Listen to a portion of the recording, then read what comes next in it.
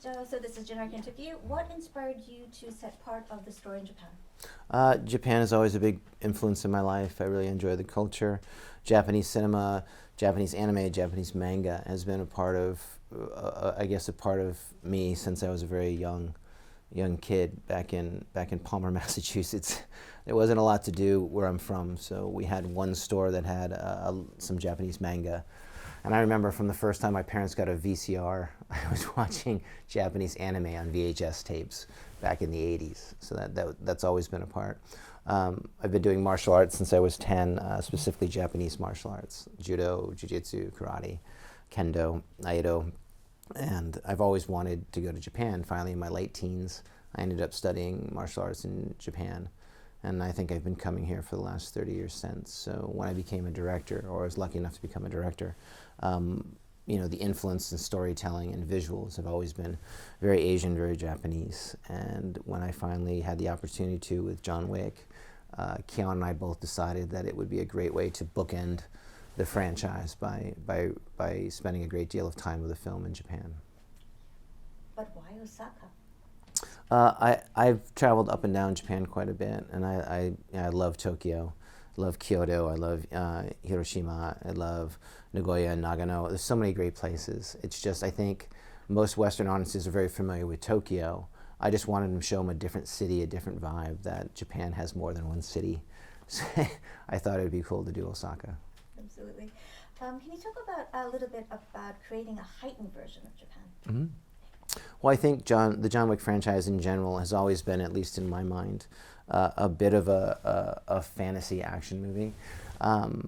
As you can tell from most of the movies, we're trying to not do this. The tone of the films are not supposed to be this serious, very grounded, action thriller. They're meant to be, like a modern day Lord of the Rings, if I could be so bold. It's meant to be a little bit of a fantasy. It's more about mythology and storytelling than it is grounded reality. And we've tried to do that both in all the cities we've gone to, in New York, to Rome, to the Jordanian desert, the Moroccan desert. I think that's kind of the fun. You show people a place that they think they've seen, and you get to hyper realize it, and you give each city a little bit different of a fantastical look. And I'm a big fan of like neon noir, as we call it, the effect of light and color on a regular, otherwise neon or non-neon and noir sensibility. And what's more neon noir than Neon Tokyo or Neo Tokyo? So we spent a lot of time trying to design the city like that. And how does the action that takes place in Osaka differ from the action that we see in Paris or in Berlin? I think, we try to give each action sequence its own tone, its own character, its own flavor. When we went to Osaka, we decided we were going to really push the anime vibe. That's why you see the really extreme reds, blues, purples, pinks, really push the color palette and gave it like a hopefully a very unique visual lighting style. And you combine that with the Japanese stunt teams that we had brought in to utilize as the people that fight John Wick. We put him in the I would say like the sci-fi version of samurai armor with the tactical gear. We used nunchucks. We tried to use more traditional weaponry at the same time, give it that little bit of neon noir sci-fi Tokyo kind of vibe. That's really cool. Can you point out a specific action moment that really demonstrates how Keanu's evolved as an action star? Anyone. It's hard to say. I mean, okay, show me another actor that can do nunchucks, tactical gun work, shotgun quad reloading, spin a car in a 270 with other cars going by, wrestle with dogs, do 5 different martial arts and run up 250 steps. I'll pick one of those, I guess. Okay. What are you most mindful of when directing such action legends? Oh, wow. It's it's way, I think because Keanu, Donnie, Hiroyuki, Marco Zaror, Scott Adkins, Rena, we all come from very athletic or action backgrounds, whether it's dance or whether it's martial arts or whether it's action acting. So we, regardless of you speak Chinese, you speak Japanese, you speak English, you speak anything else, there's a language we all understand. It's about aesthetics, about being able to act in the action. It's about what is the action saying. Like, look, I'll give you the big secret about creating great action. It's not about the action. I can choreograph spin hook kicks, wires, cars, dogs all day long. It matters what happens before the action.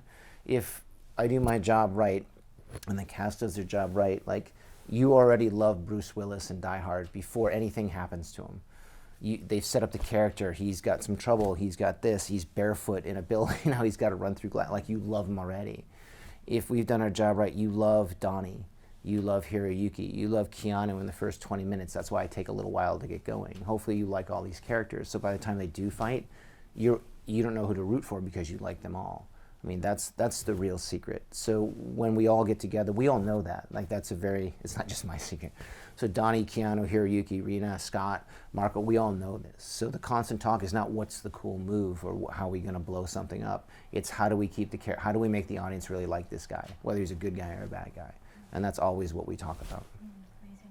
Amazing. So you dedicated a lot of time for the stair sequence. Why was that? I think it's always in my head. It's always been the last sequence in the series, and it's just based on a reference and metaphor that Keanu and I had always used throughout the movie. From Greek mythology, we always say it's Sisyphus. It's the guy pushing the boulder up the rock. It's a metaphor for John Wick that we've always used since 2014. Going, no matter how much we work during the day, it seems like there's a whole new problem the next day. I think if I had to pick one metaphor for the whole filmmaking process of all the John Wicks, that was it. So I would say that was a fitting way for the last action sequence in our 4-part series was the actual visualization or the execution of a Sisyphusian stunt, and that's why we chose the stairs. Absolutely works. Can you talk a little bit about Hiro and Rina? I've always been a big fan of Hiroyuki Sanada's since first time I ever saw him way back in Japanese films with Sonny Chiba. Throughout the years, we've bumped into each other like on Wolverine or Samurai, or all between his interaction with Hollywood, I've been lucky enough to bump into him once. I always wanted to work with him. And then when I became a director, he's one of the first people I wanted to get. It's just between schedules and injuries and the business, it becomes very hard. But we knew Keanu had worked with him on 47 Ronin, good friends. We did everything we could to align our schedules and write a part where I could get him. And he said yes, which is awesome. And then with Rina was almost very incidental. I wasn't familiar with her work. I had bumped into one of her music videos one day as I was trying to cast the character of Akira, and I was so taken with her look and her performance, it stayed in my head for a couple days, and I was like, why not? And we managed to get our agents to call each other, and I talked to her and did a little introduction and managed to bring her to Berlin. She said yes to come to Berlin and meet Keanu and I, and we were very fortunate that she said yes, and we were very happy with it. And I would say our first meeting, she had so much energy and so much enthusiasm that it was a very easy choice to make.